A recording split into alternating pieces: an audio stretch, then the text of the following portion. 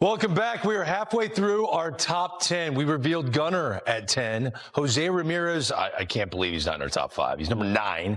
Freddie Freeman slid a bit from last year. Then Jordan moves up 1 spot to 7. And Francisco Lindor just behind this superstar. Number 5. Dave Roberts has a luxury with this guy. He's your Superman. Mookie's numbers are so ridiculous, people. We really do take him for granted. Proven winner, a world champion a couple of times. Plus MVP. It's like his resume is complete now. Hammers this ball. It's headed to Pasadena. Mookie Betts makes yet another dazzling play. He's the best player in baseball. He's that great. He's only going to be better. It's now 7-6 LA. Went toward first base knowing that he got the job done. Your Dodgers have won the World Series. I got 3. I'm trying to fill this hand up, LA. For the 7th straight year, Mookie Betts is ranked among the top 6 players in the sport. Think about that for a second. And that is Hall of Fame resume stuff for the great Mookie Betts, who on our list is ranked number 5. And Mookie is kind enough to join us here in the top 100 players right now. Mookie, congratulations. Or should I say, sorry? How do you, as a very competitive man, how do you view being ranked number 5 on this list? It's super cool. It's super cool. It's a blessing. There's a lot of really good players in this game. I mean, it's changed so much, and just for me to make the changes and be able to stay in my game, I'll give myself a little pat on the back. You know, Mookie, coming in as a shortstop right now, what do you enjoy more, hitting or playing defense? That's a great question. When I was playing right, I learned to love right, but it didn't bring the same challenges. Obviously doesn't bring the same challenges as playing short. So I've really grown to love the process of playing short and being in it every play. You really got to get out of your own mind and really start getting into the game. And so, but I would say to answer your question, probably hitting, because I think that's what put the roof above my head. Well, Mookie, you got all the awards, the Gold Gloves, the Silver Sluggers, the MVPs. You've mastered right field. Being honest with yourself, what adjustments do you need to see from yourself at shortstop to get that gold at short? Really, to get the gold at short, that's yeah. We got to reach for the stars, right? Yeah, we got to reach just in case. To be honest, man, I feel like I put in all the work. I've done everything I believe I needed to do to. I've given myself the tools to be good at short, and now it's really just going to be comfortable, which is hard. It's hard to go be comfortable in a position that you haven't played. That, especially with this pitching staff, man, you got to make outs. With this pitching staff, you got to make outs. So, but I'll be all right. I'll be all right. I trust and believe myself in prayer work, so we'll be good. We all believe in Mookie Betts. You're good at anything. I believe you'd be an All-American kickball player if you decide you want to play kickball for a living. But I think you will win Gold Glove at some point at shortstop. And I want to show you the long list of players who won a Gold Glove as an infielder and an outfielder. That's the long list. Darren Erstad. Oh, wow. Okay. Only one human did it. And that was at first base. That's at first base. Mookie. Oh, wow. Okay. You're entering age 32 season, man. You were a Platinum Glove winner in the outfield. If you win a Gold Glove in your 30s as short, everyone is in love with what Shohei Ohtani's doing, and I'm on board with it. But we might see a two-way player again. I don't think we will ever see, if you were able to win a Gold Glove as short, what you've done in the outfield and in your 30s, do it at shortstop. What do you think of that? The history you can make. That would be amazing. That would be something that I don't know. Let's find out. How about let's find out and we'll see. We'll have this conversation again on air, and I'll have a better answer for you. The great Mookie Betts. Mookie, congratulations, man. You're always on the list, and we can't wait to talk to you in spring training, okay? Yes, sir. See you guys soon. All right, there you have him, the superstar Mookie Betts. Let's get back to the countdown. Number 4. Juan Soto to the Mets. $765 million. Back up the Brinks truck, shuffling his way to the ATM machine. Will he be a Hall of Famer? Absolutely. Generational talent. This is such an emotional night for Met fans. He's the star there. His at-bats are silly, how good he is. He's the most accomplished hitter at this age we have ever seen. Juan Soto, 3-run home run. The magical Juan Soto does it again. Wants everyone to know it's my batter's box. It's not the pitcher's. He is commanding the AB and barreling something. The best pure hitter in this generation. Number 3. Teams should be saying, I'm not going to let Bobby Witt Jr. beat me. It's out of here. Bobby Witt Jr. Grand slam. He beats you 9 times out of 10. Still. That's way out of here. There are few players as exciting to watch as he is. Diving catch by Bobby Witt to his right. Just stop it. This guy is next level. Bobby, baseball is on fire. Oh, this place is going nuts. If I'm starting a franchise, I'm starting it with him. He moves different. He's different. It's like he's on springs. The first shortstop in Major League history to have 2 30-30 seasons. So Bobby Witt Jr. moves up 17 spots to number 3. Juan Soto up 3 spots to number 4. It's the 3rd time he's been in the top 5 in his career.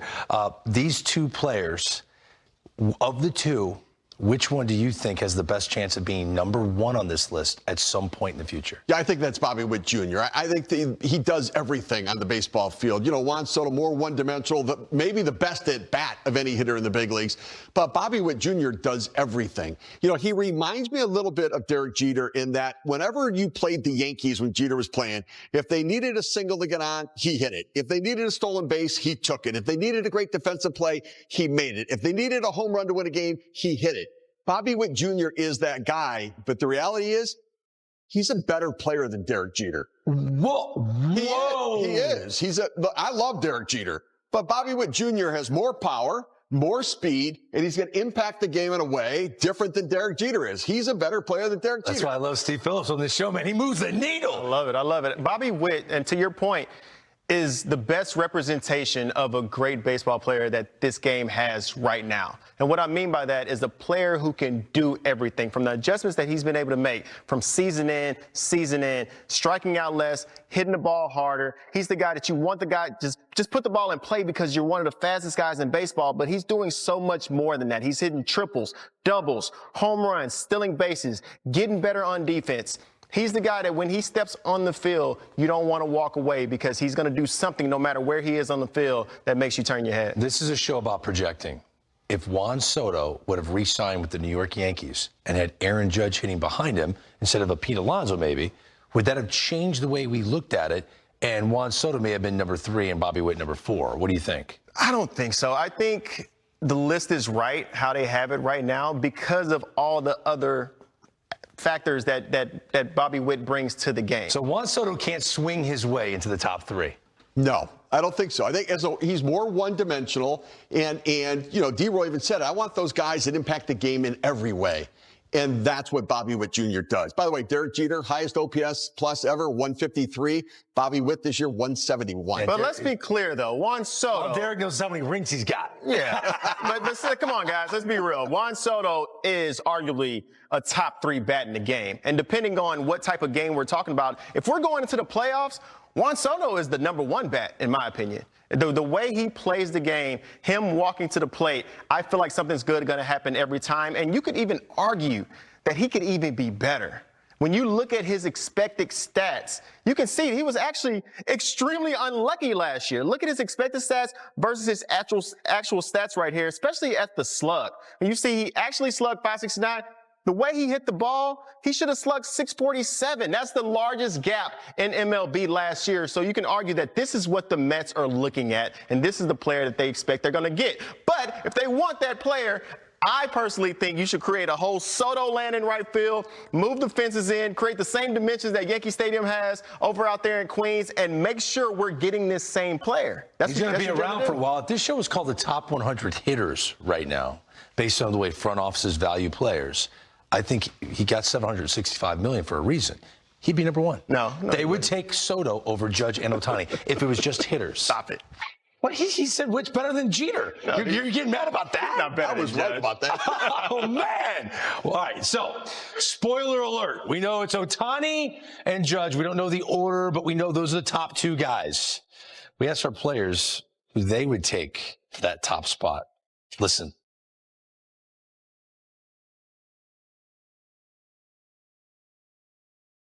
The Herculean task of designating. It snapped a streak that we thought was going to last for a while for Shohei Ohtani. It is down to just two.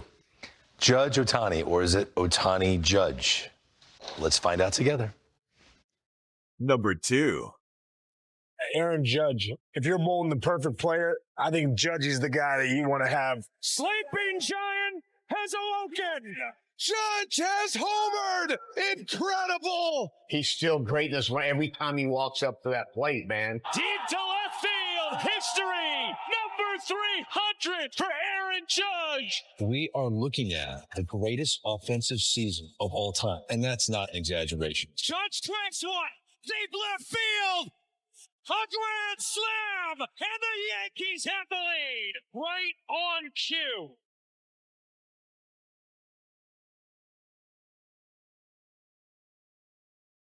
Number 1.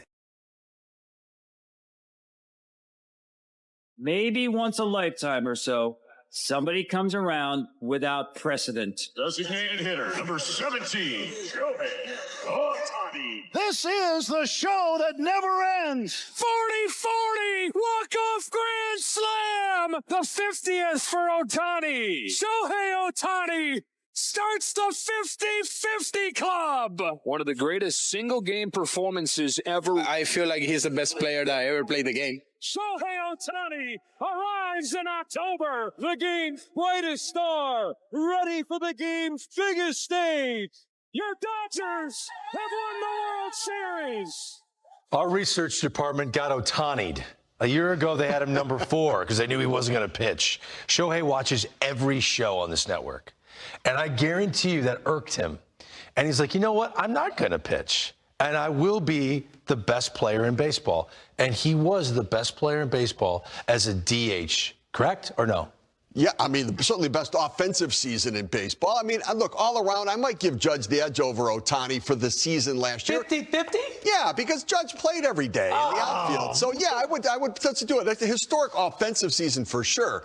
But he's coming back and pitching this year. And that is the different element. The fact that we're having a conversation, if he was better than Judge last year without pitching, makes this a concrete number 1. Am I right? Yeah, I mean, no matter if he goes out there and is an average pitcher, the rankings right now are assuming that he's going to pitch next season.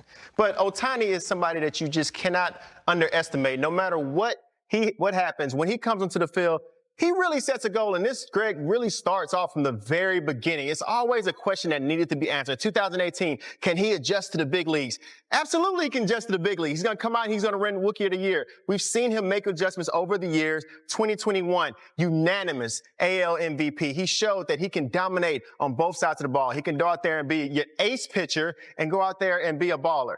2022, once again, Greg, AL MVP. It's like when Ohtani is in the offseason, he really thinks, what are my goals? And he sets his goals so high that anything under an MVP is really a disappointment to him because Aaron Judge has to go out and have a record season just to win the MVP. So if no other player goes out and has a record season where they're breaking old records, Shohei Ohtani, 50-50 season this year, he's going to win the MVP. And the point I really want to lock in is that when he steps back out on the mound, and that's the big question right now, and that's the one that everybody is doubting, when he comes up, he doesn't have to be the best pitcher on the team. He doesn't even have to be the ace. When you see the records that he's setting right here, Greg, you don't even have the black and white photos that you can put up because he's the only person that's doing it. If you make all these boards that we love making, Greg, and show that he's number 2, 3 on this list, it's just him on every single board and every single accomplishment that he makes moving forward. He's going to be the only player to ever do this. So even this year, if he comes out and let's say he has a 3.5 ERA. Let's say a 4. Let's say a huge stretch, and he has a 4 ERA, and he goes out and has a similar offensive season. He's still the best player in the game. So I think this is an extremely safe number 1. Here's the thing. Ohtani's underrated at number 1. Facts. Like, I mean, think about it. He really is. He's underrated at number one because we're not talking about just this era of baseball, because he supersedes anything that we've ever seen before in the game. He's underrated at number one. All right, how about this? Let's take that comment and inject a lot of helium into it. If we did the top 100 players of all time, would Ohtani be number one? Yes, he'd be number one. Nobody else can do what he's doing. Nobody else. He's an elite top 10 pitcher and one of the best hitters in the game. If he's on the mound, it's a no doubt number one right now, Greg. Let me tell you something. He's a competitive guy. He knows Clayton Kershaw has a Cy Young and an MVP. He wants a Cy Young. That's what he wants. Hey, let's not talk about that right now. He just was awarded the number one player in baseball once again. What's it going to take to dethrone Ohtani next year? We'll dive into that when we come back. ドジャースの2024年シーズンは、まさに夢のようなオールスターチームが誕生した瞬間から、ファンの期待を一身に背負い、圧倒的なパフォーマンスで駆け抜けてきました。大谷翔平、ムーキー、ベッツ、フレディ、フリーマン、これほどのスター選手が一堂に会し、チームとして戦う姿は、まさに野球ファンにとっての最高のエンターテイメントでした。シーズンを通して、ドジャースはまさに、勝つべくして勝つ、チームでした。オフェンスでは大谷翔平が豪快なホームランを放ち、ベッツが驚異的な守備とバットコントロールを披露し、フリーマンが頼れるバッティングでチームを支える。そして、ピッチング陣には新たに加わった強力な先発投手たちが圧巻の投球を見せ、ブルペンも安定感抜群。まさに、どこから見ても隙のない、超完成型のドジャース。そして何よりも印象的だったのは、選手たちが見せる団結力と情熱です。ただのスーパースターの寄せ集めではなく、お互いを信じ合い、支え合い、チームとして戦い抜く姿が本当に素晴らしかった。毎試合、ベンチでは笑顔があふれ、ビッグプレーのたびに選手たちが肩を組み、大歓声を上げる。その光景こそが、ドジャースが最強のチームである理由ではないでしょうか。特に NL 西地区優勝を決めた試合のあの瞬間、9回裏、最後のアウトを取った瞬間、選手もファンも一体となって歓喜の渦に包まれました。スタジアムの青い海が大きく波打ち、選手たちは抱き合い、涙を流しながら勝利の喜びを分かち合いました。まるで映画のワンシーンのような最高の瞬間でしたね。しかし、これはまだ終わりではありません。ここからはワールドシリーズ制覇というさらなる夢に向かって突き進むのみ、ドジャースがどんなドラマを見せてくれるのか、これからも目が離せません。皆さんも、この歴史的シーズンの証人となりませんか。これからもドジャースの戦いを一緒に応援していきましょう。動画を楽しんでいただけたら、ぜひ、いいね、と、チャンネル登録、をお願いします。